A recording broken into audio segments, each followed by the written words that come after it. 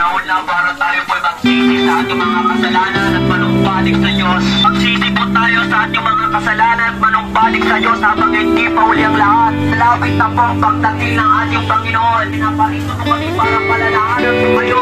People of Bulacan, repent and return to God because Jesus is coming soon.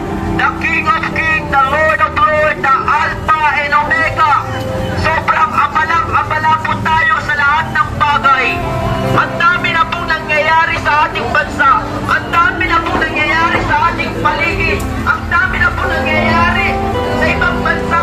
Pero tayong lahat, tayo po ay abalang-abala sa lahat ng ginagawa po natin. Kaya tumitig na po tayo, mga kababayan. People of Bulacan, wake up! Sapagkat Jesus is coming soon. Kailangan na po natin pagsisihan ang ating mga kasalanan. Panahon na para talikdan ang mga kasalanan sapagkat ang kasalanan ang magtutulak sa atin para tayo'y maparusahan sa tipo makakarating at makakapasok sa kaharian ng Diyos ang sino mang patuloy na nagtatangkitan sa kasalanan. People of Bulacan, magsisi ka.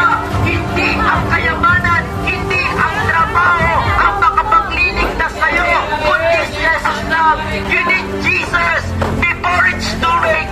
You must accept Jesus, repent and accept Jesus before it's too late. Si Jesus ang kailangan mo sapagkat sabi po ng Gawa 4:12, walang sino man sa mundong ito makapagliligtas sa atin kundi si Jesus lang. Si Jesus lang ang makapagbibigay sa iyo ng kaligtasan. Dami kang pera ngayon. Ang pera, bibili mo ang nais mong mabili. Ang pera, mabibili mo ang gulay, bibili mo ang karne, mabibili mo ang mga bagay-bagay sa mundong ito.